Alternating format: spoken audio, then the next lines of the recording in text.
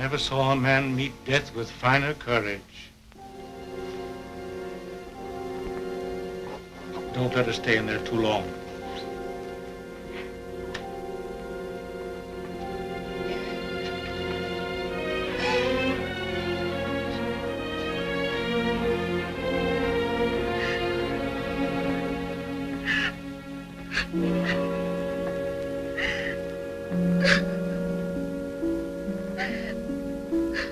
Dearest, is Father well now? Yes, dear. He's well. He's quite well. But we have no one left now but each other. No one at all. My baby.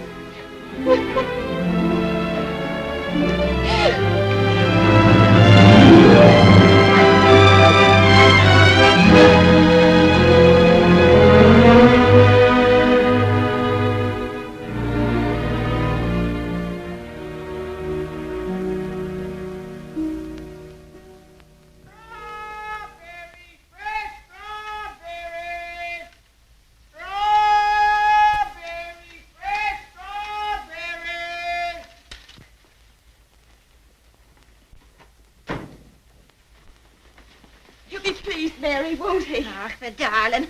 To think of him getting the like of that for his birthday. Sure, he'll be the happiest boy in all Brooklyn till he falls off of it.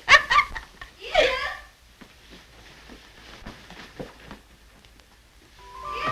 All right, Freddie. Oh, dearest. Look. Mary's brother, Michael, has made it for me. And Mary's given me this book. It's The Adventures of Robin Hood and His Merry Men. Listen. Back varlets. Touch maid Marion at your peril. However many you be, I defy you all. See, dearest, you're maid Marion, and I'm Robin Hood. They crowd around you. I'll never leave your side, however many there are. Oh. Now, dearest, you cry out, help me, Robin Hood. Help me, Robin Hood. Help. Well, it's no, I've got... Help. There. Oh. Isn't that... You like it? Oh, my... Of all the events in my life, this is the most magnificent. Do you really like it, darling? It's what you wanted? It's exactly what I wanted. Oh, I do hope it is. Only you will be careful, won't you, and not let it run away with you or anything. I suppose I'm about the safest bicycle rider in the whole of Brooklyn. Do you mind that now, huh? No? Can I ride it now, dearest? Can I go now? Oh. I can't wait 1 minute. Mr. Hobbs has to see it, and Dick. Can I go now, dearest? At once? Yes, dear, only do be careful. Oh, dear. There we are. Oh, you don't Freddie, do be careful of the streetcars if you should get on the sidewalk. Wait a minute. Yes. Goodbye, dear. Goodbye. Oh, be careful, be careful, be careful.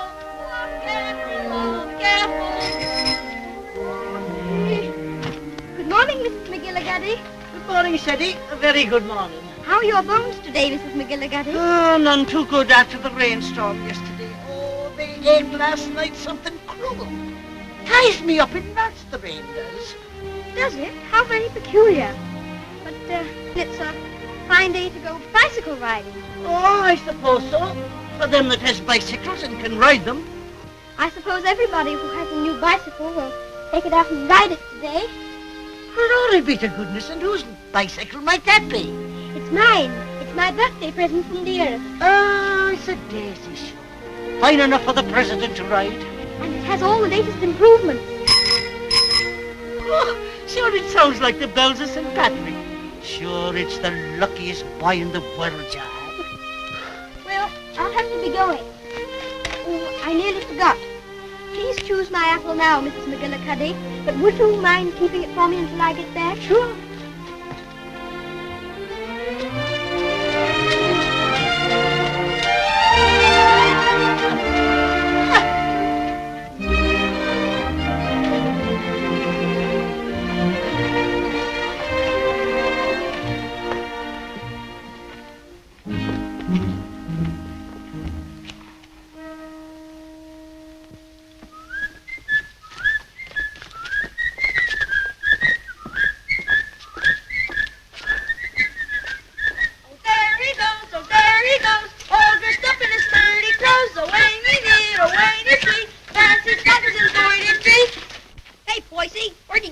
wagon. I'd like to get by, please. Give us a little ride, will you, Bub? I'm sorry, no. Oh, scared I'll get it dirty? No, but I'd rather ride it myself. Hey, English, when'd you get back from dear old London? I'm not English. I'm an American. Now, where'd you get that kind of gab? My father was English, if it's any of your affair. Ooh, does your mother know you're out? Don't you dare talk about my mother. Mama's pet, Mama's pet, Mama's pet. I think you'd better take your hand off that wheel. Want to make anything out of it? I want to make you get out of the way. You don't dast, you sissy cat. Sissy cat. Wait a minute, Freddie. Don't let him bluff you. I'll be right there.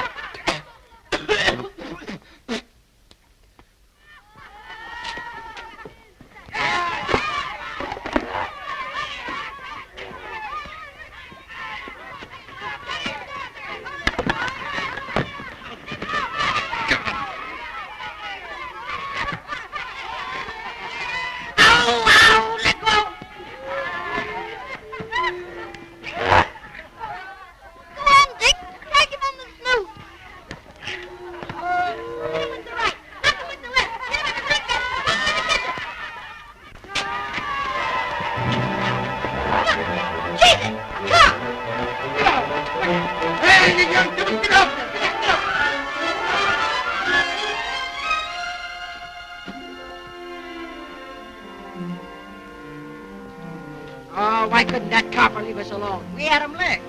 Thanks terribly for coming to my rescue, Dick. Oh, Nix, that makes us even for me giving you the mumps. They didn't even scratch it. Gee, Willikers, what'd you swipe that?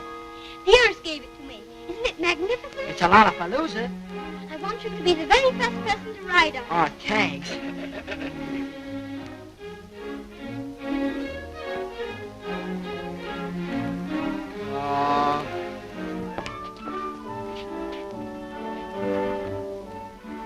Thank you very much for your assistance, Mr. O'Brien. It's a pleasure, Freddie, my lad.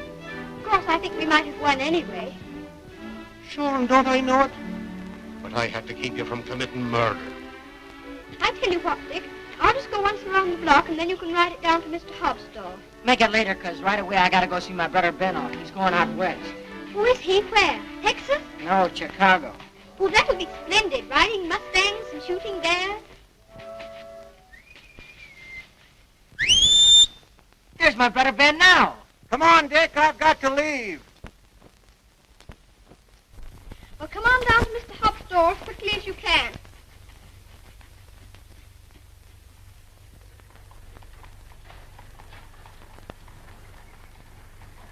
What do you say to a little birthday party? Ginger pop and cookies and some candy. That would be perfect, Mr. Hobbs. Only, Only? well, Dick's coming very soon. And I was thinking, if we could wait. I guess there'll be enough to go around. There's a lump coming, I think. Quite a big one. What are you reading, Mr. Hobbs? That's the way they go on now. British aristocracy. I've got no use for 'em. Earls and marquises going around as if they was lords of creation, wearing their coronets. Did you ever know any marquises, Mr. Hobbs? Or earls? I should say not. I'd just like to catch one of 'em inside here, that's all. I'll have no grasping tyrants sitting around on my cracker barrels. Perhaps they wouldn't be earls if they knew any better. Oh, wouldn't they, though? They just glory in it. It's in 'em. They're a bad lot. Here you are, Dick. Just in time for Seddy's birthday feast. Gee, Manetti, ginger pop and everything. Here's to your health, Seddy. Many happy birthdays. Thank you very much, Mr. Hobbs. Why, Mary. Come on home, darling. The mistress is wanting you. Oh, glory be. Would you look at your face? I'm very sorry, Mr. Hobbs, but I shan't be able to stay for the feast. Is there anything wrong with Dearest? Not at all. Sure, there's nothing the matter with her. What's happened, Mary? Now, don't be asking me any questions. There's queer, strange things happening to it. If you'll forgive me, Mrs. Errol, you must not disregard the great position to which your son has fallen heir through the death of his uncle, your late husband's brother. But what it amounts to, Mr. Havisham, is that you want to take my boy away from me. Mrs. Errol, you must remember that I'm acting quite impersonally and simply as the lawyer of the Earl of Dorincourt. The Earl of Dorincourt disowned his son and has refused to recognize his grandson until now. Why should I give up my boy? Oh, I'm afraid I've been very stupid, Mrs. Errol. I should have told you. My instructions are that you shall accompany Lord Fauntleroy to England. Oh. However, I must remind you that Lord Dorincourt is not very friendly toward you. He's an old man and has always had very strong prejudices against America and Americans and was bitterly opposed to his son's marriage.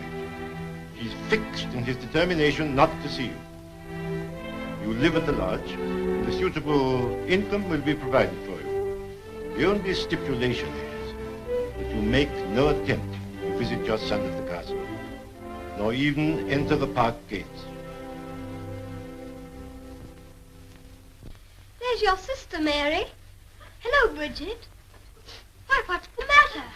Mrs. Michael, it's worse. We've no money. We can't pay the rent.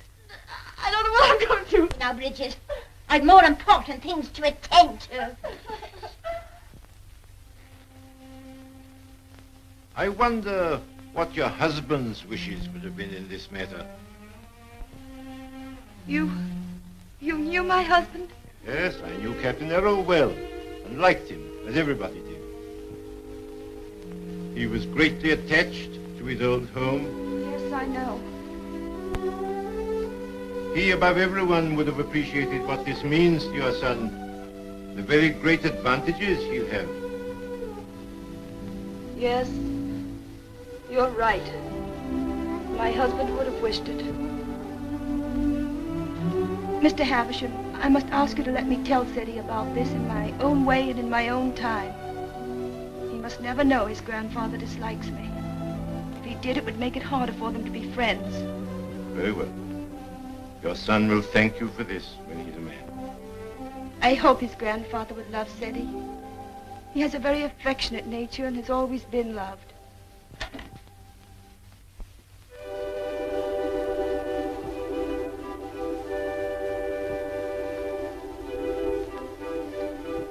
Havisham, dear, whom your grandfather has sent to see us, all the way from England. How do you do, sir? So this is little Lord Fauntleroy.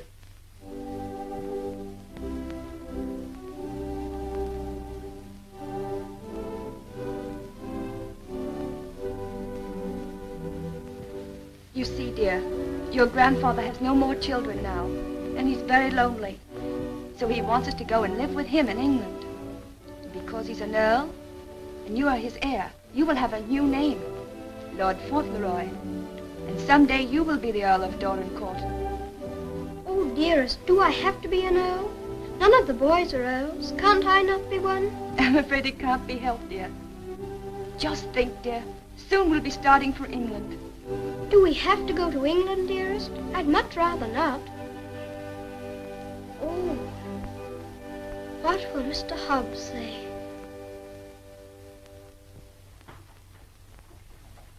Anything else, ma'am? How much is your table butter?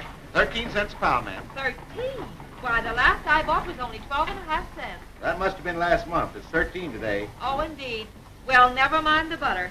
Heavens and earth, if prices go any higher, we'll all starve to death. Good day. Good day, ma'am.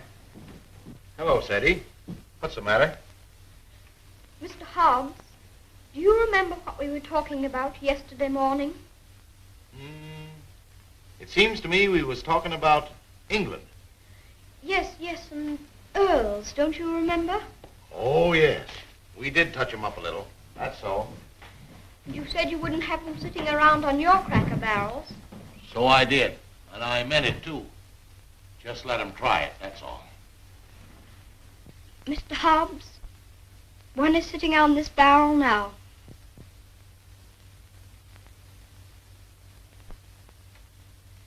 What?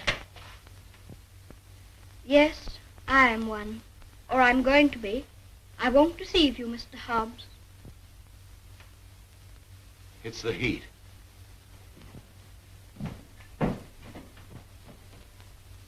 It is a hot day.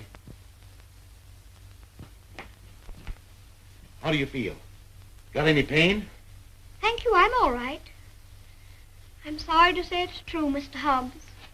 Mr. Havisham, he's a lawyer, came all the way from England to tell us about it. My grandfather sent him. Who is your grandfather? I couldn't very easily remember it, so I wrote it down. John Arthur Molyneux Errol, Earl of Dorincourt. That's his name, and he lives in a castle.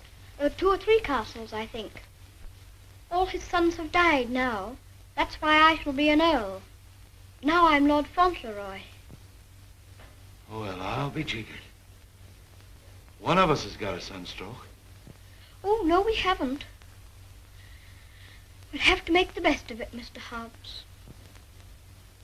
What did you say your name was? Cedric Errol, Lord Fauntleroy. Well, I am jiggered.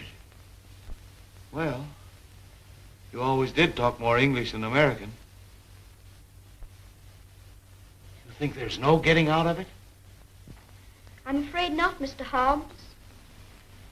Dearest says that Father would wish me to do it. But if I have to be an earl, I can try to be a good one.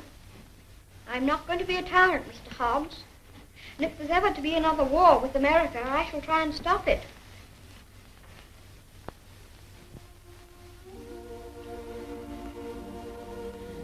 England's a long way off, isn't it? It's across the Atlantic Ocean. That's the worst of it. Perhaps I shan't see you for a long time. I don't like to think about that, Mr. Hobbs. Well, the best of friends must part.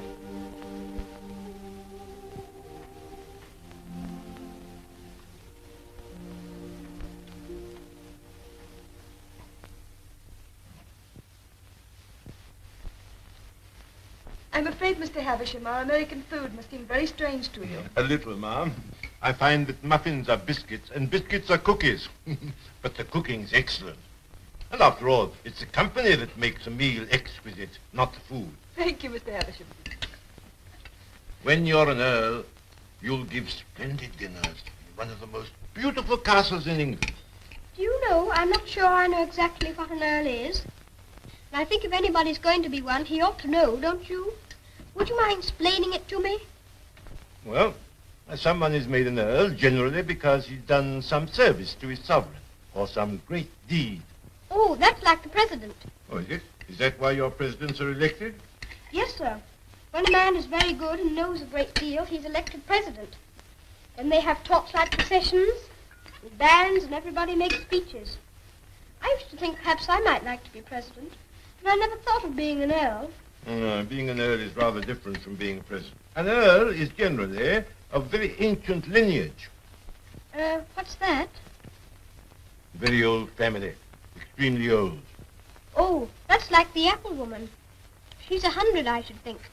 She's of such ancient lineage it'll surprise you how she can stand up. I used to feel sorry for anyone who's so poor and has such ancient lineage. She says hers has gone into her bones and the rain makes it worse. When I said ancient lineage, I didn't mean old age. The first Earl of Dorincourt was created an earl hundreds of years ago. Well, that was a long time ago, wasn't it, dear? Yes, dear. Many earls have been very brave men and have fought in great battles. I should like to do that myself.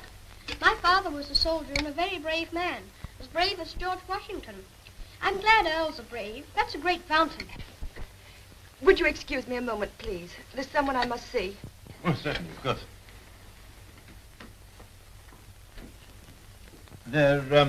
There's another advantage of being an earl. Some of them have a great deal of money. That's a good thing to have. I wish I had a great deal of money. Do you? Why? Well, there's so many things a person can do with money. If I were very rich, I'd buy the apple woman a little tent to put her stall in, and a stove. And I'd give her a shawl, because then her bones wouldn't feel so badly. And what else would you do if you were rich? I'd buy Dearest all sorts of beautiful things. Dearest? I call Mother Dearest because Father did. And there's Dick. And who's Dick? Dick's a bootblack. I buy him some new cloths and brushes, and a new sign and start him out fair. He says that's all he wants, is to start out fair. Is there anything else? Well, I think Mr. Hobbs would like a gold watch and chain. But what would you get just for yourself if you were rich? Isn't there one particular thing you've dreamed of having? Yes. A pony. But I suppose that would be too much to even dream about. I'm so sorry. A poor woman who was in trouble came to see me. Oh, is it Bridget? Yes, dear. I wish we could do something for her. She has 6 children, and her husband is out of work. He has inflammatory rheumatism, and that's the kind of rheumatism that's dreadful. Before I left Dorincourt Castle, the Earl said that if you expressed any wishes, I was to gratify them and give you anything you desired. Now, here are £5, and your money, $25. If you have any desire to assist this poor woman, I'm sure your grandfather would wish it. Can I have it now? Can I give it to her this minute? May I be excused, please, dearest? Yes, Freddie. Bridget! Bridget, wait a minute. Here's the money. My grandfather gave it to me. It's for you. It's a great deal of money, Mr. Havisham. We've never had very much. I'm just beginning to realize the great power Freddie will have. Such a child still. I'm a little afraid. I think from what I've seen of him that you have nothing to fear. Oh, I hope not. He mustn't be spoiled by all these wonderful changes.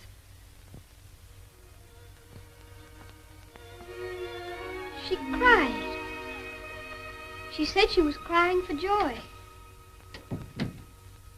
I never saw anyone cry for joy before. My grandfather must be a very good man.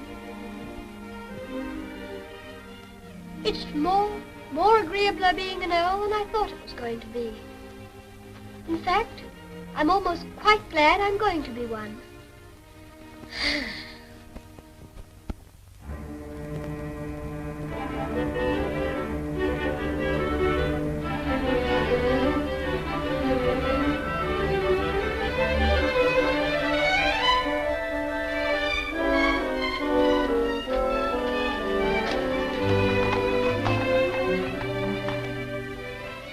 We always liked that little house, didn't we, dearest?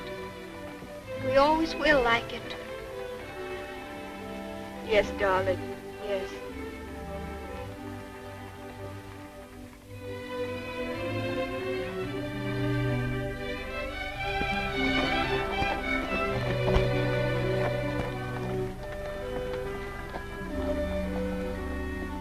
I've come to say goodbye. I have to go to England to be a lord, and I shouldn't like to have your bones on my mind every time it rains. Oh, bless your dear little heart, with all your kindness to me. My bones is as quiet as anything.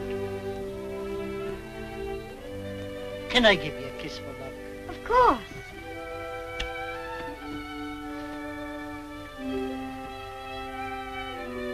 Here's an apple to eat on the board. Thank you very much. Oh, no, darling. Why should you pay?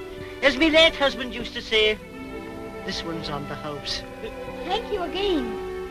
Well, goodbye. Goodbye, darling.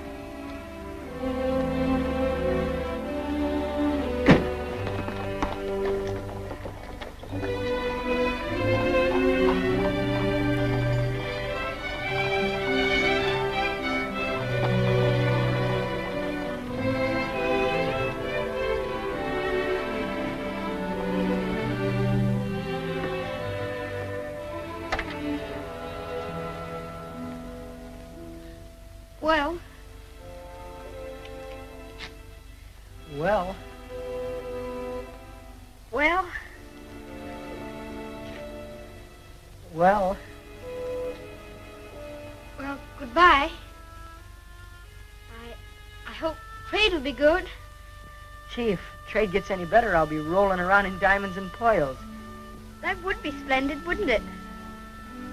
I hope you have every sort of luck and happiness. Thanks, same to you, and I hope you think about us sometime when you're way over there, as they say, on foreign soil. I'll think about you all the time. And I'll write to you. And you must write to me. Here's where you send your letter. Gee, I wish you wasn't going away. Thanks, mister, for all the swell things you've done for him. He certainly deserves it. He's a game little kid. Gee, I almost forgot. Yeah, I bought this for you. It's a handkerchief. You can use it when you get among them swells. Oh, Dick, it's beautiful. It's extraordinary. I'll use it always. Thank you, Dick. Thank you very much. Well, goodbye. Well, goodbye.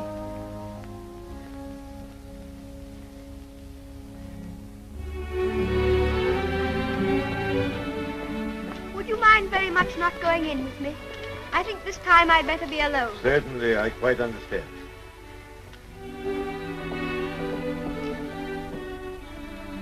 This is for you, Mr. Hobbs.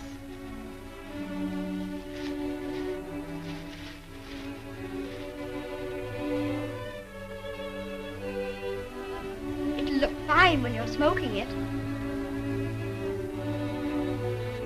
Why, Sadie, that's just what I wanted for a long time. This is my real present, Mr. Hobbs.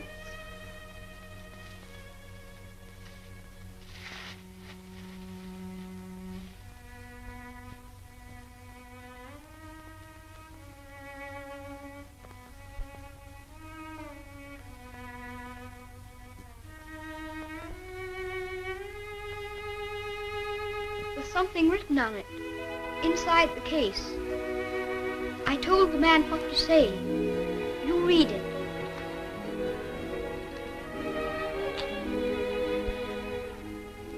From his oldest friend, Lord Fauntleroy, to Mr. Hobbs. When this you see, remember me.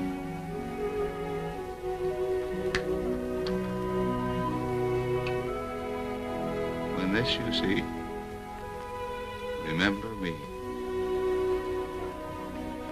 I don't want you to forget me. Oh, I won't forget you. Don't you go and forget me when you go over there amongst those British aristocracy. I shouldn't forget you, whoever I was among. I hope you'll come to see me. Perhaps my grandfather will write and invite you. You wouldn't mind him being an earl, would you? I mean, you wouldn't stay away just because he was one. Oh, I'll come and see you.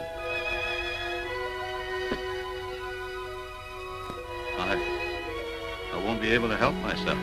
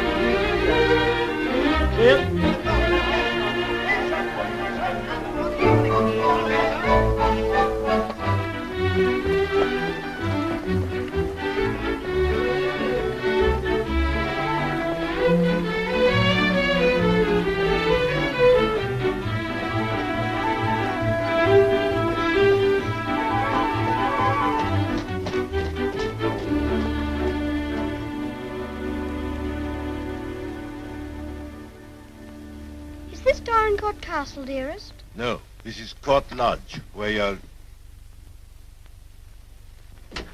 Here's Mary. We had a splendid time in London, Mary. I'm so glad you came before us, Mary. We don't feel so strange finding you here to welcome us. Ah, sure, 'tis a great happiness I wish you, ma'am, in your lovely new home. This is Mrs. Baines, the cook, Mum, and that's Susan, the parlour maid. I'm sure we'll do everything, ma'am, to make you comfortable. Oh, I'm sure you will.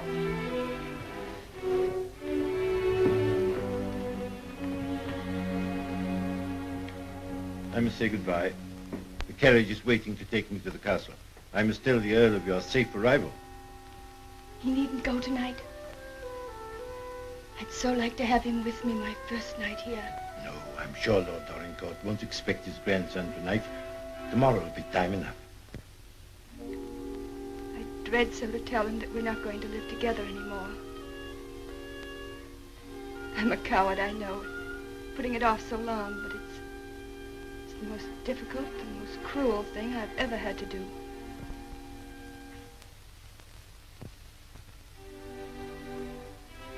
I wish you'd tell his lordship, please, that I'd rather not have the money. You mean the income he wishes to settle on you?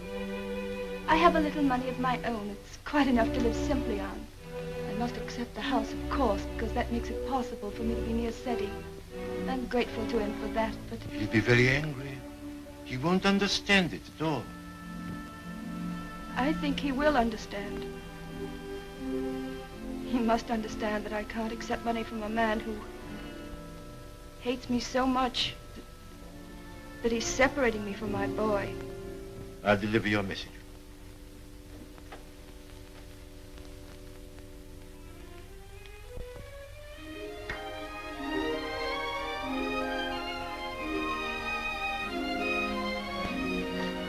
I think it's beautiful here. Don't you, dearest?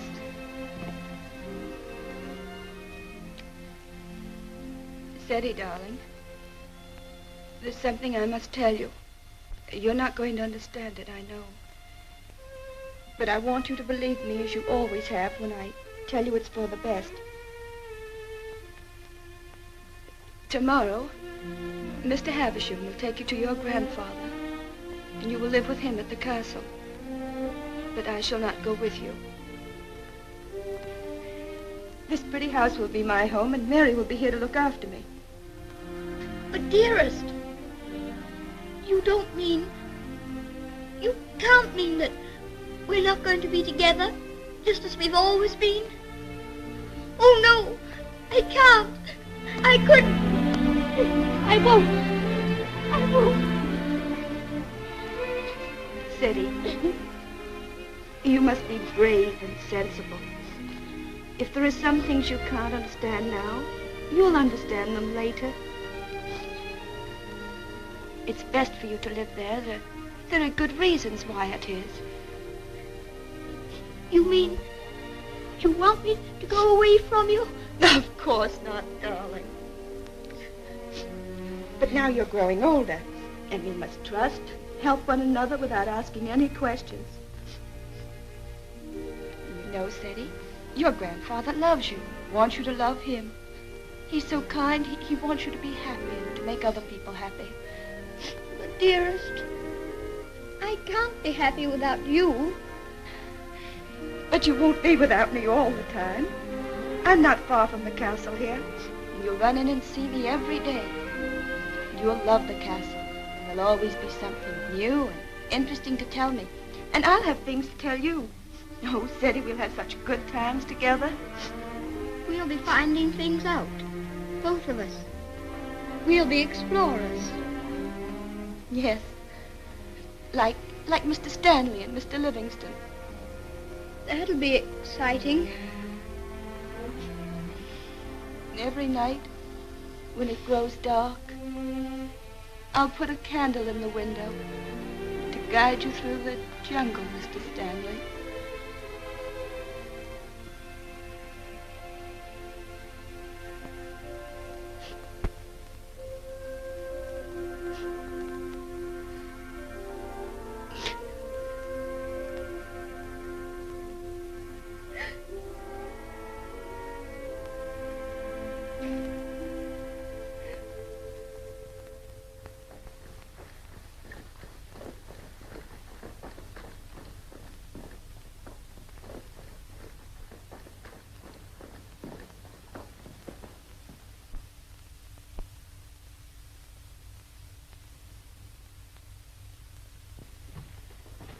Ah, Newick, how's his lordship? In a rare mood this evening he is. He told me to evict all the tenants if they weren't paid up. Oh, I dare say that'll be a job to your liking.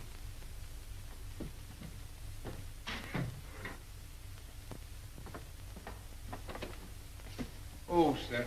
Ah, Purvis. Glad to see you again. I'm very glad to see you, sir. Oh, idiot! Do what you're told and bring what's ordered. Gout. Oh, yes, sir. These last few weeks have been the worst I've ever known, sir. I'm surrounded by a lot of incompetent nincompoops. Shut the door, you blockhead! I can't stand him no longer, Mr. Purvis. He's too much for any man. Cursing and swearing and calling people out their names like he does. And it ain't just today, it's every day. Thomas, you brought him the 63 port. He prefers the 51. How was I to know he didn't say? Fetch the other bottle. What business you got drinking port anyway in this condition? I can't feed and house every lazy lout in the parish, and I won't. You and your poor. I've had enough of them. But, my lord. Mr. Mordaunt is with him, sir. I said all I had to say, and now I say good night. Good day, my lord. Good day. Oh, how'd you do, Mr. Havisham? Mr. Mordaunt. Mr. Havisham, my lord.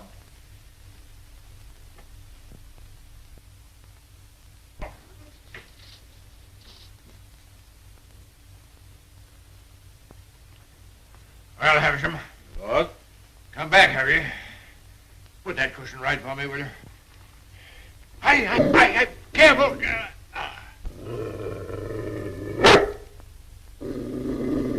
What's full of hot needles? Well, what have you got to tell me? Lord Fauntleroy and his mother are at Court Lodge. They bore the voyage excellently and in good health. Ah. What else? His lordship remains with his mother tonight. I'll bring him to the castle tomorrow. Oh, go on. Tell me everything. What sort of a lad is he? Never mind about the mother. What sort of a lad is he, I say? It's rather difficult to judge the character of a child of 9. A fool, huh? Clumsy cub. I don't know much about children, but I thought him rather a fine lad. Healthy? Well grown, eh? Apparently healthy, quite well grown. Straight-limbed, well enough to look at. Rather handsome, my lord, as boys go. Ah. Although I'm scarcely a judge. I dare say you'll find him a little different from most English children. Oh, no doubt of that. American children are the most impudent and worst brought up in the world. I've heard that often enough. In his case, I would hardly call it impudence. The difference is, I think, that he's lived more with older people than with children. But I should call it a mixture of maturity and childishness. Exactly. Beastly, impudent, bad manners. That's what it is. I have a message to deliver from Mrs. Errol. I want none of her messages. The less I hear of her, the better. But this is rather an important one. She prefers not to accept the income you propose to settle on her. What's that? What do you say? She says it's not necessary. That as the relations between you are not friendly. Not friendly? I should say they were not friendly. Mercenary, sharp-voiced American. Lord, you could hardly call her mercenary. She's asked for nothing. Ah, all done for effect. She thinks she can wheedle me into seeing her. Thinks I shall admire her spirit, but I don't. She shall have the money sent to her whether she likes it or not. She won't spend it. I don't care whether she spends it. She shall have it sent to her.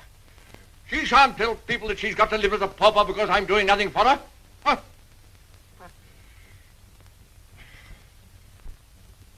I suppose she's poisoning the boy's mind against me, too. No. I have another message that will prove to you she's not done there. I won't care.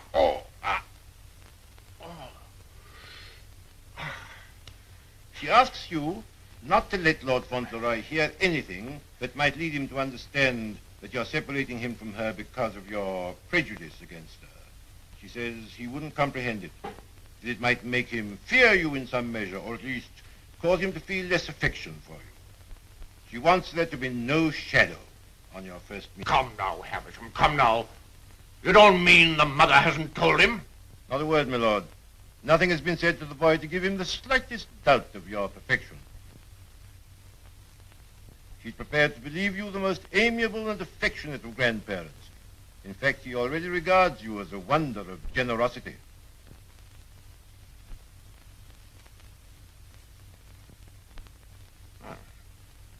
He does, huh? I would suggest, my lord, that Fauntleroy's impressions of you depend entirely upon yourself. I make a further suggestion, that you'll succeed better with him if you take care not to speak slightingly to him of his mother. The boy's only 9. Nevertheless, those 9 years have been spent at his mother's side. She has all his affection.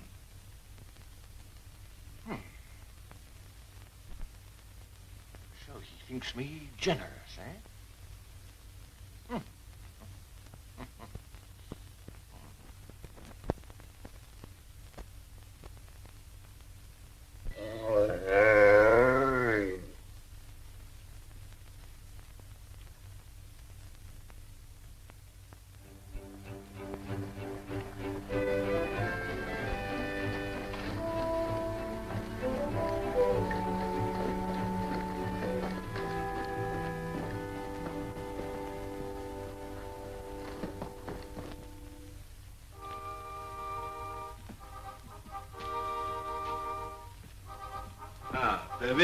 This is Lord Fauntleroy. My lord. How do you do? Thank you, my lord.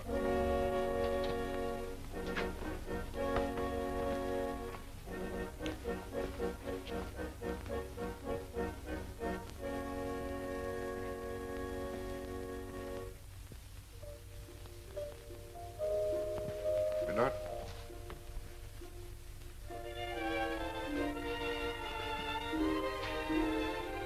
Lord Fauntleroy, Mrs. Mellon. Lord Fauntleroy, this is Mrs. Mellon, the housekeeper. How do you do, ma'am? I shouldn't know his lordship anywhere, sir. He has the captain's face and way. Oh, was it you who sent the cab? I'm ever so much obliged to you, ma'am. How do you do? He's a great lady, sir. Where's his lordship? In the library, sir. Lord Fauntleroy is to be sent to him alone.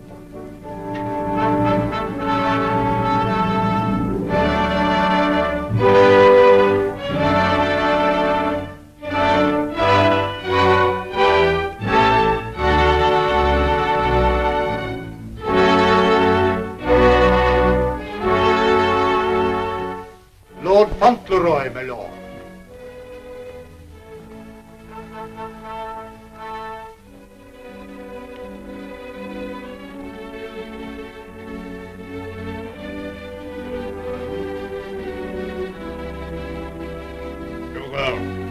Come back, sir.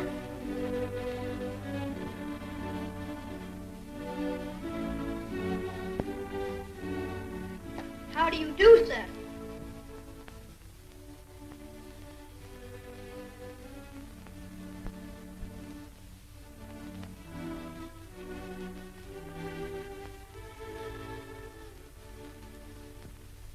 Are you the Earl? I'm your grandson that Mr. Havisham brought. I'm Lord Fauntleroy.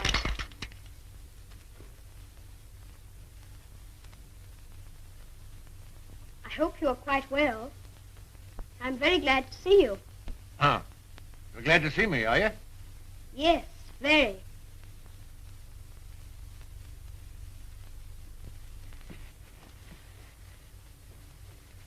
I kept wondering what you would look like if you'd be anything like my father. Oh, and am I? Well, I don't think you are, very. You're disappointed, I suppose. Oh, no. Of course you would enjoy the way your grandfather looked, even if he wasn't like your father. You know how it is yourself about marrying your relations. Eh? I'm not sure that I do. Oh, any boy would love his grandfather, especially one who's been as kind to him as you've been. Oh, so I've been kind to you, have I? Yes. I'm ever so much obliged to you about Bridget and the apple woman and Dick. Bridget, Dick, apple woman? They were particular friends of mine. You know, they were the ones you gave me all that money for. The money you told Mr. Havisham to give me if I wanted it. Oh, the money you were to spend as you liked, eh? So you spent it all on these people, did you? Bridget, Dick, and the apple woman. Yes, and I gave Mr. Hobbs a gold watch and chain and a pipe. I put some poetry in the watch. It was, "When this you see, remember me." I'm going to miss Mr. Hobbs very much. Who is Mr. Hobbs? He was our grocer. Fancy vegetables and groceries, you know. He's my closest friend. Mr. Hobbs is a very clever man. Do you know he can recite the Declaration of Independence right through? Oh. What's the matter? I just remembered you might not like to hear about the Declaration of Independence. I forgot you were an Englishman. Huh? You forgot you were English too, didn't you? Oh, no, I'm an American. You are English. Your father was an Englishman. I was born in America. You have to be an American if you're born in America. You don't... I beg your pardon for contradicting you. Mr. Hobbs says that if there's ever to be another war, that I should have to be an American. But I promised him that if there were to be another war, I should try to stop it. You would you? Dinner is served, Milord. Now, be careful, man. Be careful. Careful, man, careful. Would you like me to help you? You can lean on me, you know. Once when Mr. Hobbs hurt his foot with the potato barrel falling on it, he used to lean on me. You think you could do it? I think I could. I'm very strong. I'm 9, you know. You lean on your stick on one side and on me on the other. Well, you may try. Just lean on me. I'll walk very slowly. Don't be afraid of leaning on me. I'm all right, if it isn't a very long way. You see that old fellow in red velvet? He was the 10th Earl of Dorincourt. King George I decorated him for services during the war with Spain and Austria. He was tremendously strong. He could bend a bar of iron between his hands. You get your strength from him. How very interesting. Did you ever try putting your foot in hot water and mustard? Mr. Hobbs used to. Arnica is a very good thing, too, they tell me. Oh, thank you. I'll try it.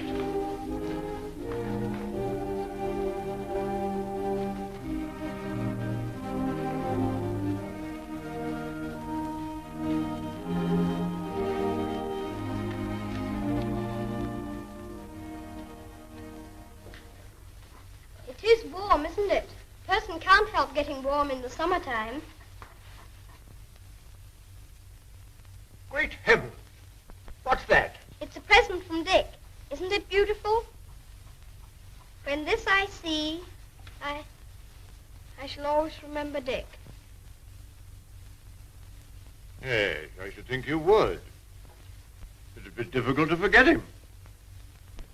Dick's a professional bootblack. You'd like him. He's so square. Square? Yes. He wouldn't cheat anyone or hit a boy under his thighs. Oh. Very pretty to wear there. Thank you.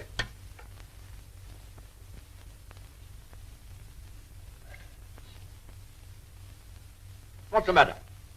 Don't you like your soup? Oh, yes. I was just wondering. Wondering? Wondering what? You don't wear your coronet all the time, then?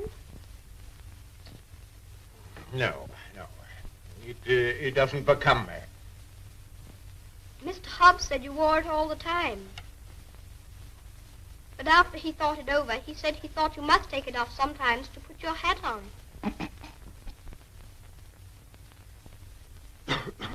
Yes, I take it off occasionally.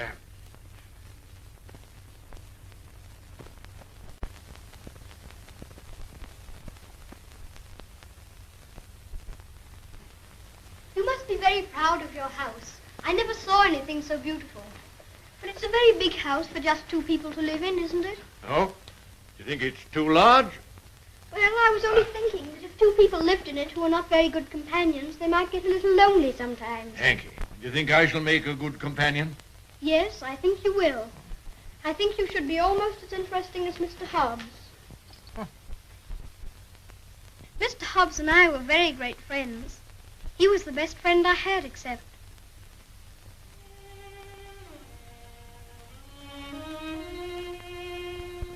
Fauntleroy, what are you thinking of? I was thinking of Dearest. Who is Dearest? She is my mother.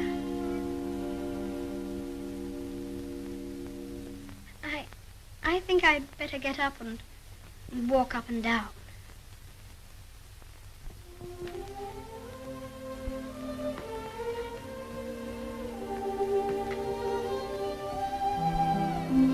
He's a very nice dog.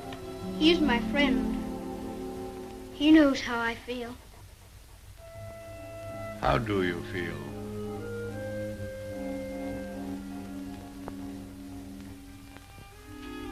Come here.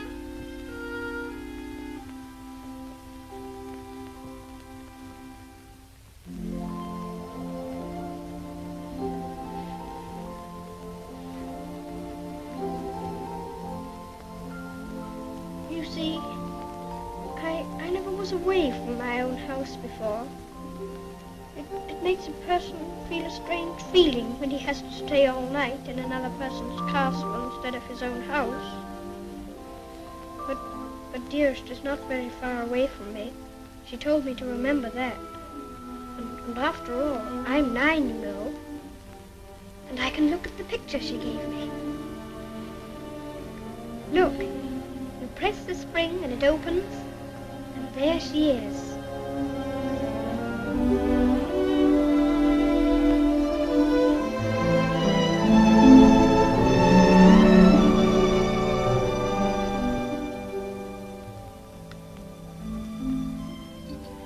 I suppose you think you're very fond of her. Yes, I do think so, and it's true. Mr. Hobbs and the others were my friends. But Dearest is my close friend. My father left her to me to take care of. When I'm a man, I'm going to work and earn money for her. Oh, what do you think of doing? Well, I did think of going into business with Mr. Hobbs. But I should like to be president. We'll send you to the House of Lords instead. Well, if I couldn't be president, and if that's a good business, I shouldn't mind. The grocery business is dull sometimes. Yes, so's the House of Lords. But it's the business that every Earl of Dorincourt goes into. I shall have to talk to Dearest about it.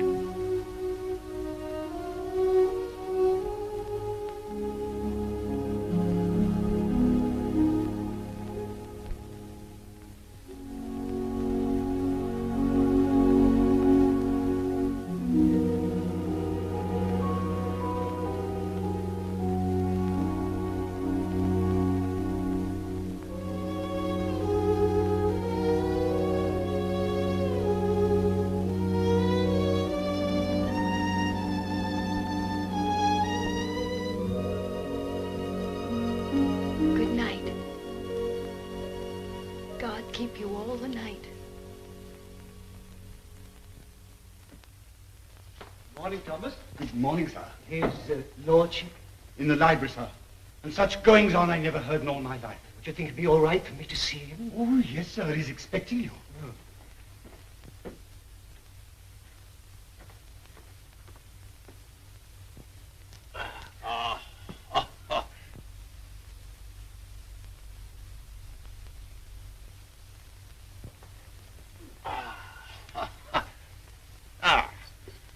Morning, Mordaunt. Found a new employment, you see. Any good at marbles, Mordaunt? My muscles are a little stiff, my lord, but I'll see what I can do. Oh, pity about that. I'd forgotten about your age.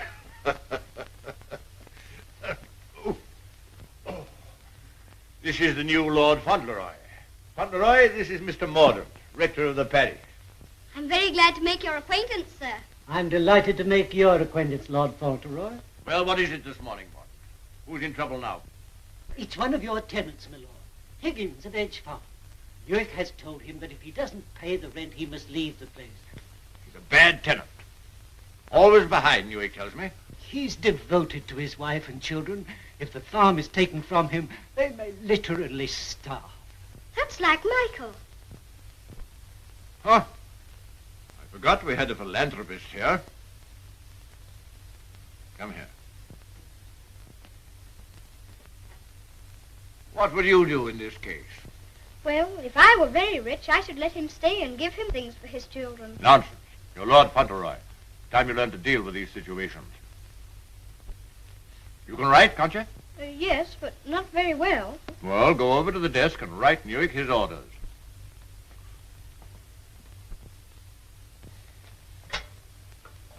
Now, what must I say? You must say, Higgins is not to be interfered with for the present.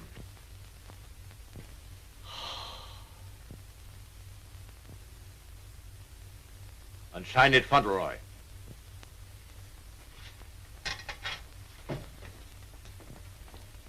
Do you think it will do?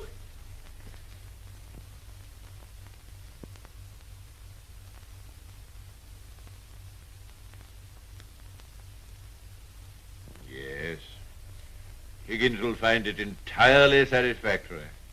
Mr. Hobbs always signed his letters that way, and I thought I'd better say please. Is that exactly the right way to spell interfered? Well, it's not exactly the way it's spelled in the dictionary, but... I was afraid of that. Yes, Higgins won't complain of the spelling. I think you must be the best person in the whole world. Don't you, Mr. Mordaunt? I shall write and tell Mr. Hobbs. Oh, what'll you tell him? I shall tell him I think you're the kindest man I ever heard of, and that you're always thinking of other people and making them happy, and that I hope when I grow up I shall be just like you. Just like me. There you are, Mordaunt. You take that with you. I will indeed. This is good news. Thank you, my lord. Oh, don't thank me. Thank Fauntleroy. Thank you. Goodbye, sir. Goodbye.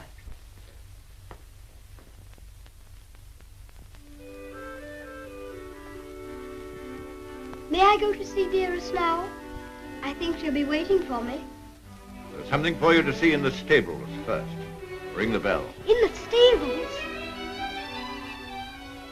If you please, I'm very much obliged, but I think I'd better see it tomorrow. She'll be expecting me all the time. Very well. We'll order the carriage. And you don't care to see what's in the stables? Oh, I do, I do. Oh, it doesn't matter. It's only a pony. Pony? Whose pony is it? Yours? Mine? Yes. Oh, I never thought I'd have a pony. I never thought that. How glad Dearest will be. You give me everything, don't you? Wouldn't you like to see it? Of course I want to see it. I want to see it so much I can hardly wait. But I'm afraid there isn't time. You must see your mother this afternoon. You can't put it off till tomorrow? Why, she's been thinking about me all the morning. And I've been thinking about her. Oh, you have you? I'll ring the bell.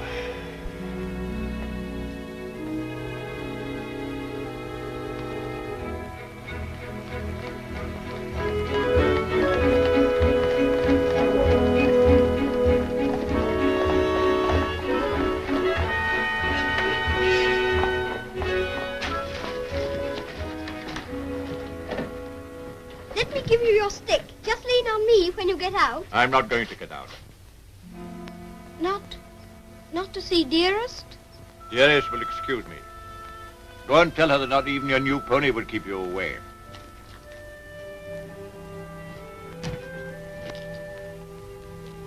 She'll be disappointed. She'll want to see you very much. I'm afraid not. The carriage will call for you as we come back. Drive on, Jeffries.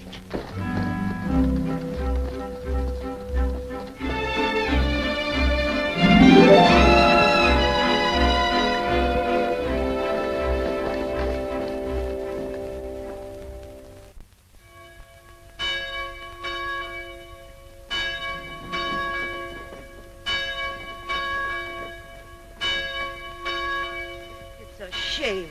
Parted from his own mother. Cook at Court Lodge was telling Sarah she'd never have worked for a sweeter lady than Mrs. Errol. The The letter was written by the little gentleman his own self, signed with his name too.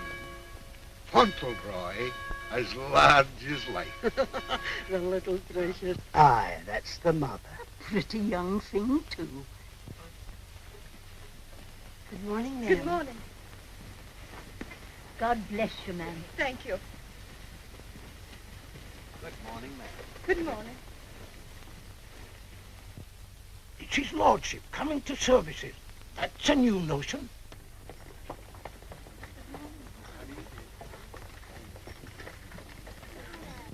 They say even his gout's improving. Look at the young lord. He's Captain Cedric all over again. He's the captain's self to the life. How glad the people are to see you. Take off your hat, Fauntleroy. They're bowing to you. To me? How do you do? God bless your lordship. Long life to you. Thank you. Morning, my lord.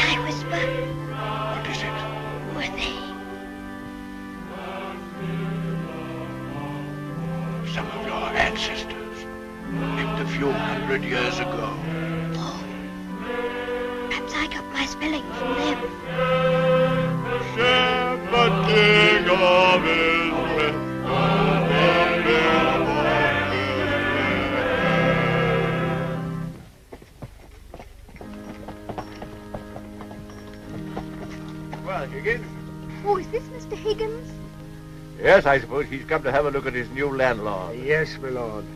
I understand his young lordship was kind enough to speak for me, and I thought I'd like to say a word of thanks. I've got a great deal to thank your lordship for. Oh, I only wrote the letter. It was my grandfather who did it. You know how good he always is to people. Is Mrs. Higgins well now? Yes, your lordship. The missus is better since the trouble was took off her mind. My grandfather was very sorry about your children having the scarlet fever. You see, Higgins, you people have all been mistaken about me. Lord Fauntleroy understands me.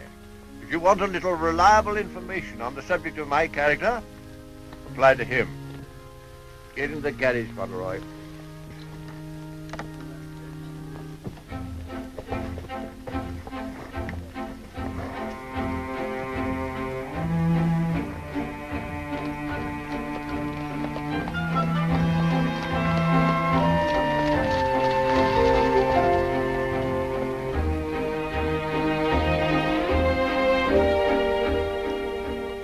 Mother very much? Yes, sir. I miss her all the time. You don't miss her, do you?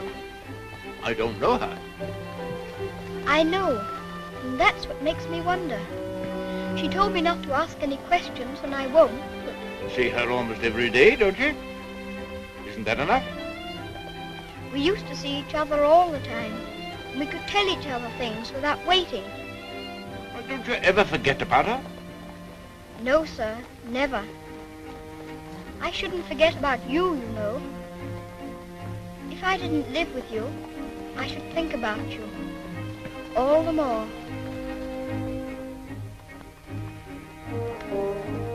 On my word, I believe you would.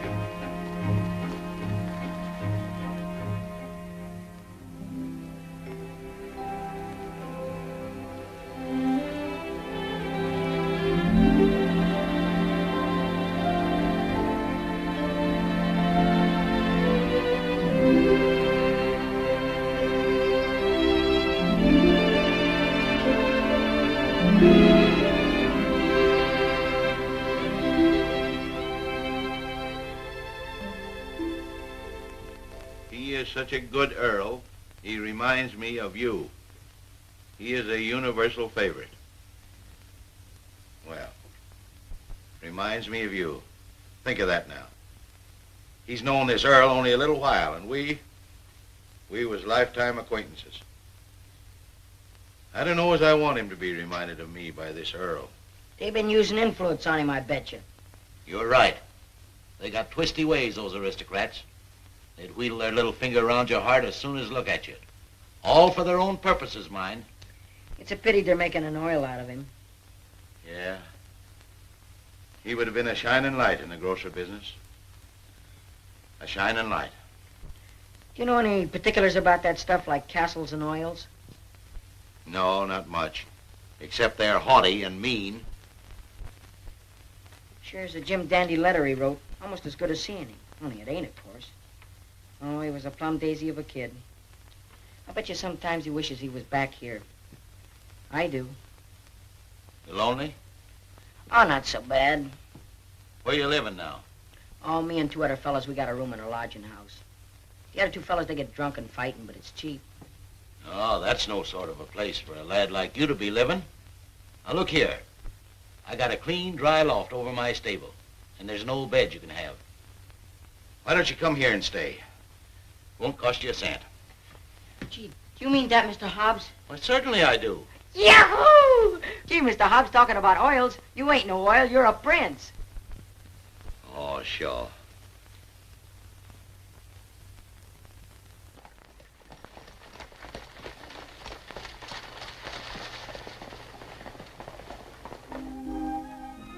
I wonder whether he will have an American accent. My dear, won't it be interesting if he has the Dorincourt eyebrows? When do we see the mother? Shh. I believe she's supposed to be kept in the background.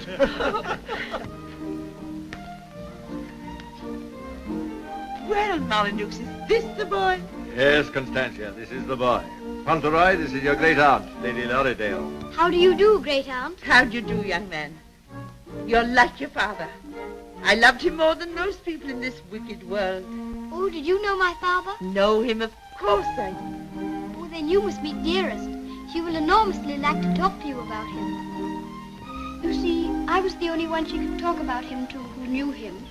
And I was so small when he... Yes, Fauntleroy, this is your great-uncle, Sir Harry Lorridale. How do you do, sir? Hear you're fond of horses. I'll confess to you, Constantia, that what you'll probably see for yourself. There's a risk of my becoming rather an old fool about him. Becoming? By the way, the mother, what does she think of you? I don't know. I haven't asked her. You must come over to Lorridale Park one day and see us. There are some new cocker puppies in the kennels. You shall have your pick. Oh, thank you very much indeed, Uncle. Only Dougal might be offended. You see, he's very fond of me, and I really shouldn't like to hurt his feelings. Hurt his feelings. That's a good one. Did you hear that, Connor? Hurt his feelings. This is Miss Herbert, Fauntleroy. I want you to be great friends with her. How do you do? Have you met Dougal? He shakes hands beautifully. Shake hands with Miss Herbert, Dougal. He's a great friend of mine. I like making friends, don't you? Yes, I do. May I be your friend? And Dougal. Oh, yes, if you please. Lumbago, Fortescue. Better, I hope. Thanks. much better. I've known Dorincourt as well as anyone could know him for 35 years. And that's the first time he's ever bothered to inquire about my health. Most extraordinary. Havisham, you're late. What's kept you? Beg your pardon, my lord. I was detained by extraordinary news. News? What? What news? Not now, if you don't mind. Later, my lord, later.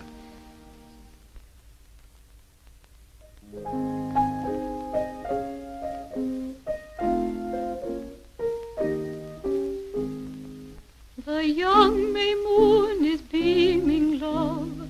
The glowworm's lamp is gleaming, love. How sweet to roam through Mourner's Grove, while the drowsy world is dreaming, love. Then awake till rise of sun, my dear. The sage's glass will shun, my dear. Or in watching the flight of bodies of light, he might happen to take thee for one, my dear. Charming, charming. What a sweet song. Delightful, my dear. Thank you, my dear. Thank you. Do you like music? Yes, I like it when you sing it. Dear my Lord Fauntleroy, Why do you look at me so? I was thinking how beautiful you are. Oh, Fauntleroy, make the most of your time. When you're older, you'll not have the courage to say that. Nobody could help saying it. Don't you think she's pretty too? Well, we are not allowed to say what we think. Lord Fauntleroy shall say what he thinks. I'm sure he thinks what he says. I think you're prettier than anyone I ever saw, except Dearest. I think she is the prettiest person in the world. I'm sure she is. And I must tell her how kind you've been to me. I never was at a party before, and I've enjoyed myself so much. Oh, I beg your pardon.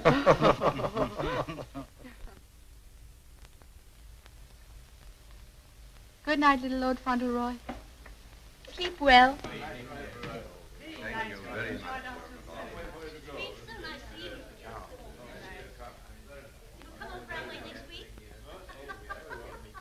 Good night. So glad you came.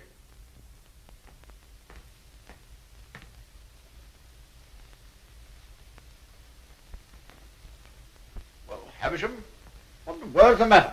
Something serious must have happened to make you behave like this. What is it? It's bad news. The very worst of news, my lord.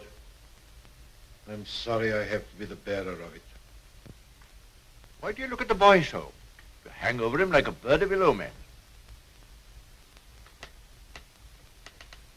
Has it anything to do with Fauntleroy? My lord, I waste no words. My news has everything to do with him. If we're to believe it, it's not Lord Fauntleroy who lies asleep before us, but only the son of Captain Errol. The present Lord Fauntleroy is the son of your boy Bevis, and at this moment is in a lodging house in London. What do you mean? You're mad. It's a lie. An abominable lie. If it's a lie, it's painfully like the truth. A woman came to my chambers this morning and told me that she married your son Bevis in London 11 years ago. She showed me the marriage certificate. The child was born shortly after Bevis deserted her and was taken by her to America. Oh, the woman's obviously an imposter. It's a trumped-up fraud. I'm afraid not, my lord. I saw the boy's birth certificate. She's, I'm afraid, a very ignorant person, but she's consulted a lawyer who advises her that her son is, of course, Lord Fauntleroy and the rightful heir. She demands that his claim be immediately acknowledged. I'll protest this to the last. I'll disown Bevis's boy. I'll have nothing to do with him or his mother. You can't disown him, my lord. Nothing we can do can keep the eldest son's child from his inheritance.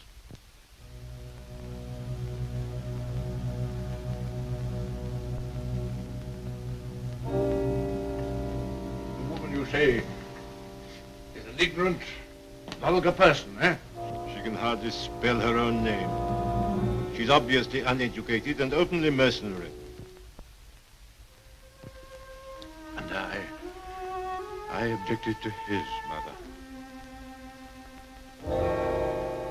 I suppose it's retribution.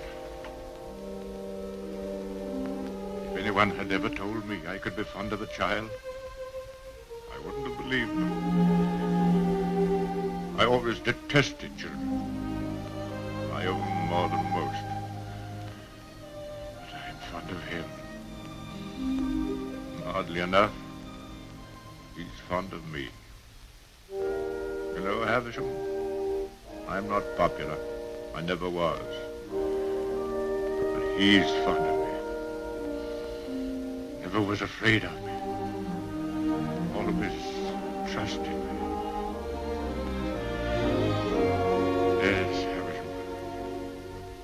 He'd have filled my place better than I filled it. He'd have been an honor to the name. You rang, my lord? Take Lord Fauntleroy to his room.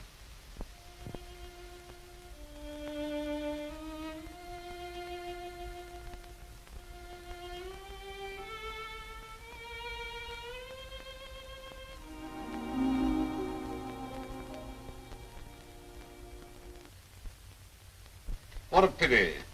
The boy's a thoroughbred if ever there was one. I suppose you may say it's a judgment on Molyneux. But that boy, the first human being he ever loved. Will Molyneux take the case to the courts, do you think? Can't tell, he's obstinate enough. Courts are the devil. You go in with your best suit, buckles on your shoes, and come out as nature made you. Bless my soul, Constantia. Whoever would have dreamed that I'd have felt sorry for the old boy? I wouldn't have minded our having a boy like that, Harry. Yes.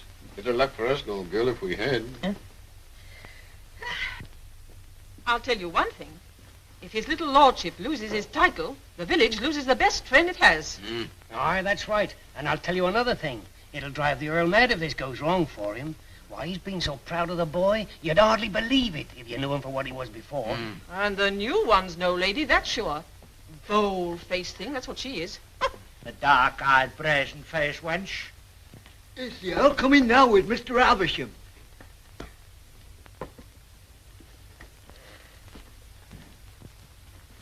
You've someone here calling herself Lady Fauntleroy. I want to see her. Aye, come the ways, my lord. This way, my lord.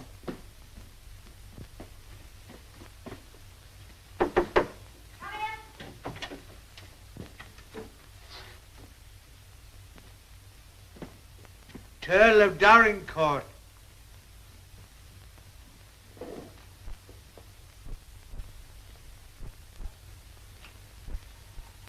Pleased to meet you, I'm sure, my lord.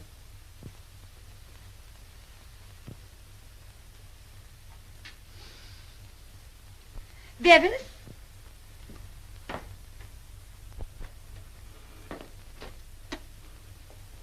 Go shake hands with your grandpa.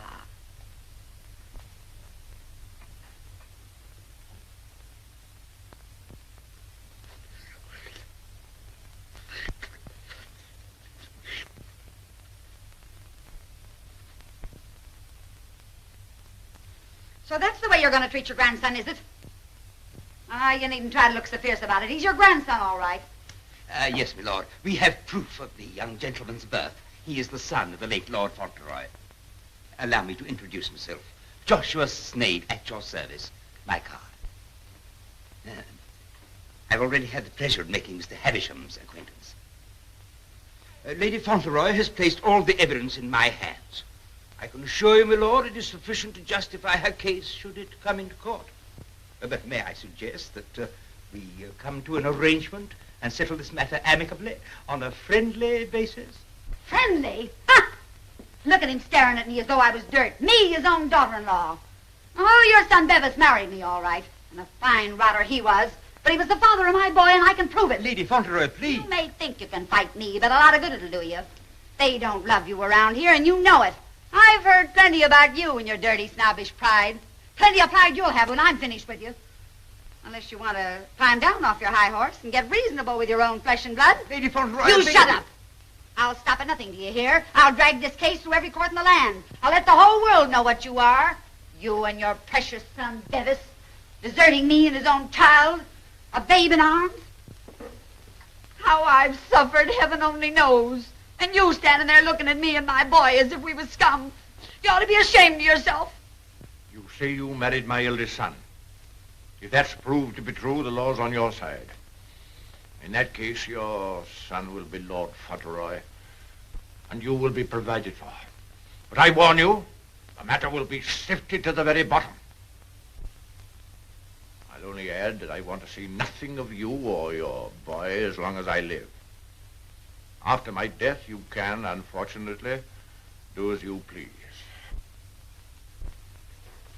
Yes, you're exactly the kind of person that I should have expected my son, Bevis, to choose.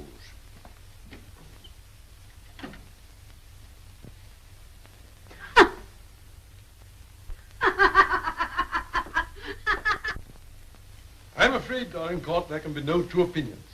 At least that's how I see it. You agree, Semple? Yes, I'm afraid we can see it no other way.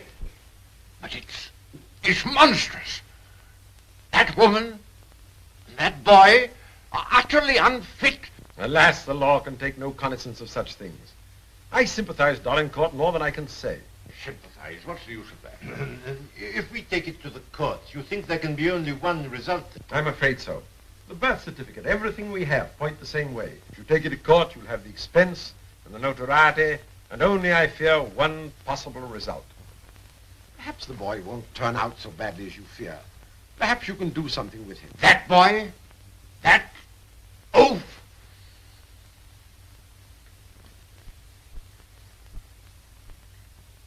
With the other one? Yes. I have no other course but to accept your judgment. Come, Havisham. Thank you, Lord. And you, Mr. Semple.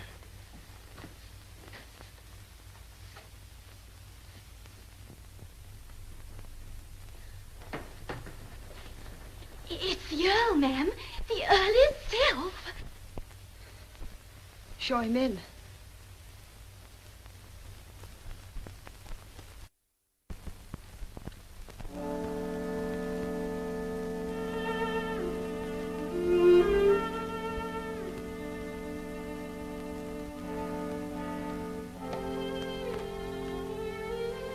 Mrs. Errol, I believe. Yes, I'm Mrs. Arrow. I'm Lord Dorincourt. The boy is very like you. People have often said so. I'm glad to think he's like his father, too. Yes, he is. Like my son. Won't you sit down? Thank you.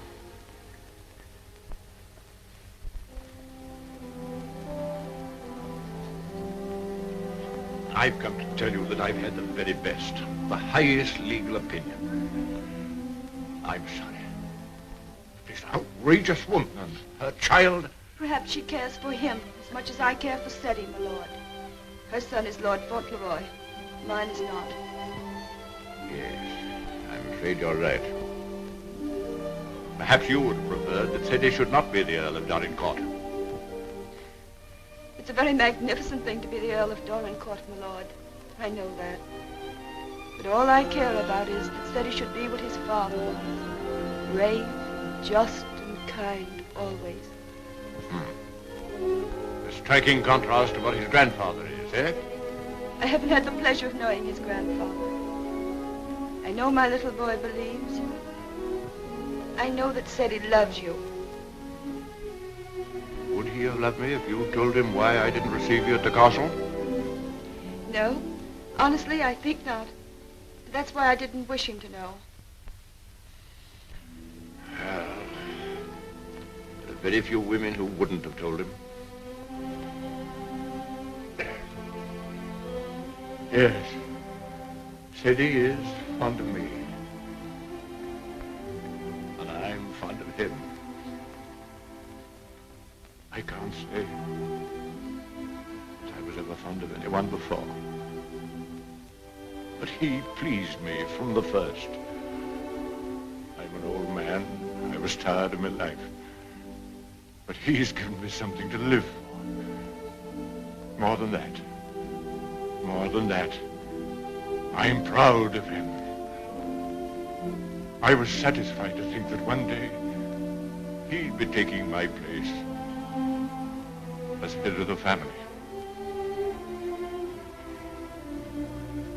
Miserable. Miserable.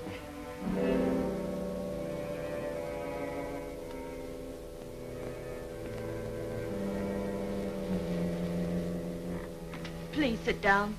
You've been so much troubled, you must be tired. And you need all your strength. Thank you.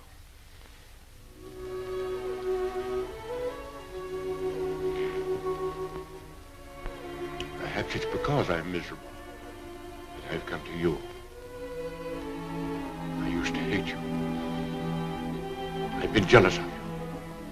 This wretched, disgraceful business has changed all that. After seeing this repulsive woman who... Well, I felt it would be a relief to come to you. I'm an obstinate old fool, I suppose. I know I've treated you badly. But I've come to you because the boy cares for you. And because I care for him.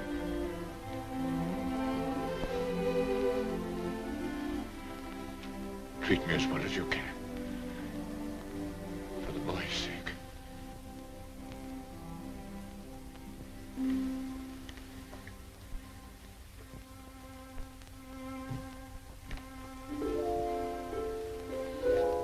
Whatever happens, he shall be provided for. Sadie shall be taken care of now and in the future. Always.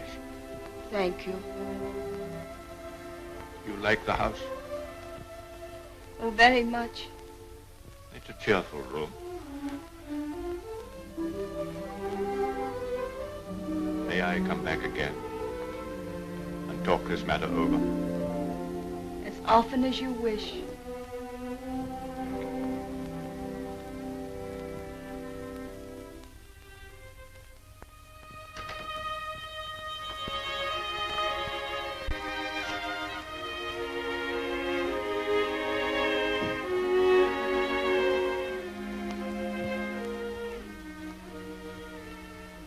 Heard bad news, haven't you? Yes. The worst. And I'm not Lord Fauntleroy anymore, am I? No.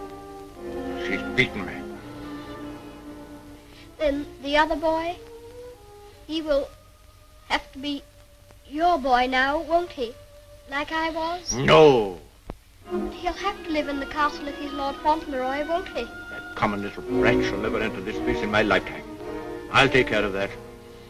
Then I can still be your boy, even if I'm not going to be the Earl, just like I was before. My boy. Yes, you'll be my boy as long as I live. And by Jove, sometimes I think you're the only boy I've ever had. Then I don't care about the Earl part at all. I thought, you see, that the one that was going to be the Earl had to be your boy. And that I couldn't be. I shall never take anything from you that I can hold for you. Come what may, you shall have all that I can give. All. And, dearest, will her house be taken away from her? No. You can take nothing from her. Nothing from either of you. Come. Time you were asleep.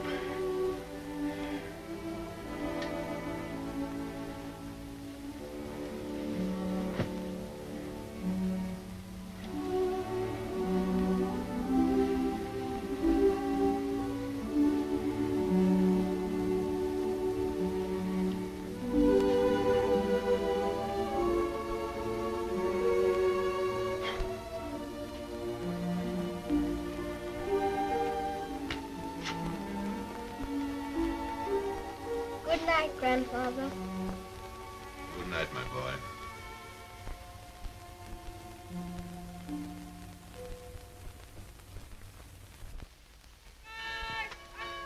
The aged Earl remains secluded in his castle and refuses to have any communication with the rightful heir. Oh, we know that stuff. They've been printing that for the past weeks. Is there anything new about SETI? Yes, here it says, prospects do not look very bright for the false claimant, Cedric Earl of Brooklyn. Well, I'm jiggered. At last they've succeeded in robbing him out of being an earl. I thought you was against oils. So I am. Ain't it just like him? Cheating the poor kid out of his rightful estates. Now what's going to become of him? I know one thing. He done everything in a well for me, and he can always come back here and have half of my shoe shining business. Well, now I'll tell you, Dick. I'd always had it in my mind that Ceddy would come in with me someday.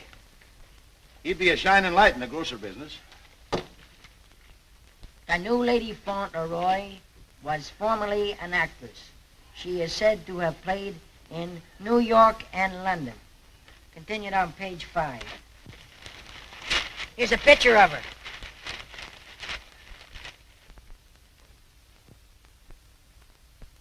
Holy mackerel. What's the matter? Here, look at this. It's her. Her? She ain't no aristocrat, she ain't. I know her as good as I know you. It's Minna, Ben's wife. Your brother? Sure. You mean it's some kind of hocus pocus? Sure I do. Well, I'm jiggered. She was married before, but I never heard of her having no other kid but Ben's kid.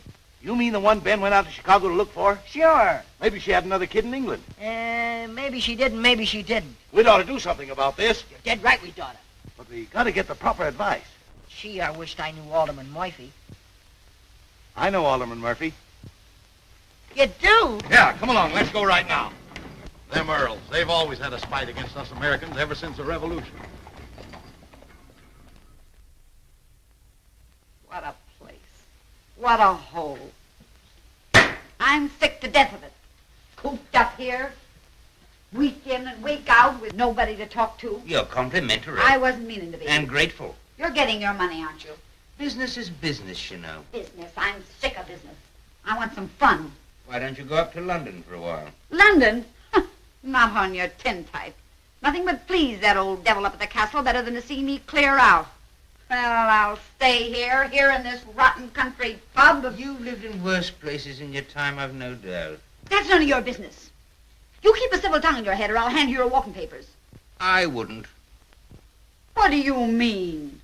Just what I said. I wouldn't try anything like that, Minna. I'm Lady Fauntleroy to you. Come in. Why, it's Lord Dorincourt. Why, this is a pleasure, a real pleasure, I'm sure. Won't you take it? Hello, Minna. Why, hello, Dick.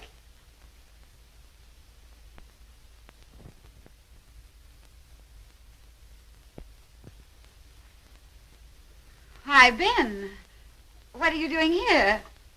Where have you been all this time? You know her?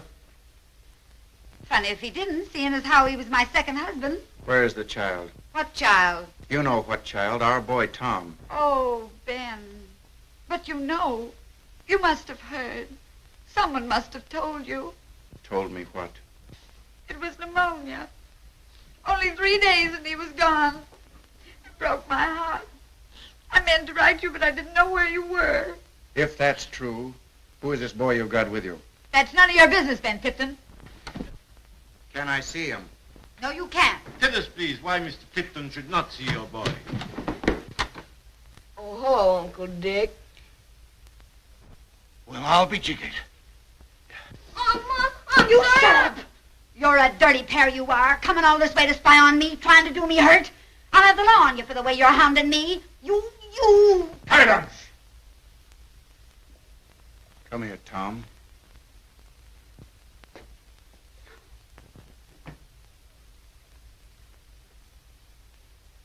I knew nothing of this, my lord, I assure you. There's a little matter of a forged birth certificate. But I swear to you. Oh, never mind, Havisham. I've had enough of this. Too much. The sooner the pair of you are out of this country, the better. Come on, Havisham. You'll be sorry for this, you will. It's prosecution, that's what it is. It's robbery.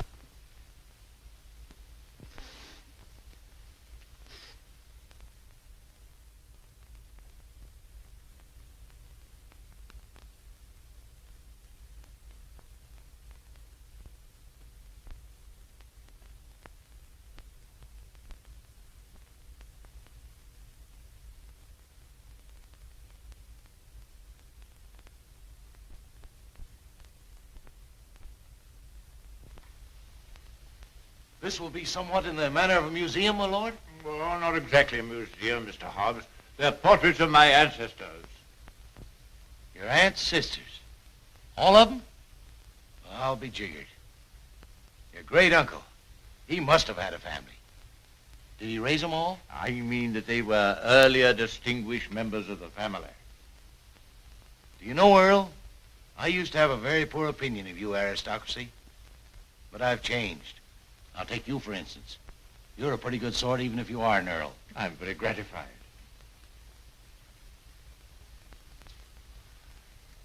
Bit gay, wasn't he? Yes, that's why I have the gout, Mr. Hobbs. Oh.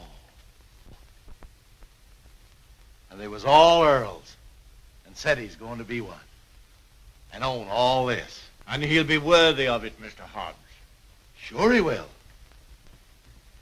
All these Earls.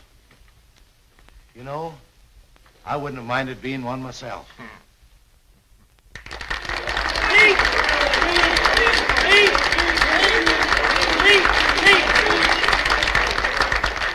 Thank you very much. It's such a lovely day. I always like having birthdays, but never one so much as this because you're all so kind to me. My grandfather wants everybody to be happy and comfortable, and I'll want it too when I'm grown up. I think that's all because I'm not very good at making speeches, but I must say that I'm very much obliged to you for liking my birthday. Ripping little nipper. Ain't he a daisy? I'll bet you boys elect him king someday. I didn't know the little fella could talk so good. Why, he makes a better speech than Alderman Murphy. By Jove. Well, I'll be jiggered. And I've another birthday present for you. Another one besides all the things this morning? Yes, the best of them all. Oh, dearest! Oh, dearest! Oh, dearest, I was wanting you here. I was wanting you here so terribly much. Were you, darling? Fauntleroy, your mother's come to live with us in the castle. To live with us? To live with us for always? Are you sure you really want me? We've always wanted you, but we weren't exactly aware of it. Well, Mr. Hobbs, it's so nice having you here with us. I dread to think of you ever going back to America. Not to live there. Not to live there. America's a good enough country for them that's young and stern, but there's faults in it. There's not an aunt's sister among them. Nor an Earl.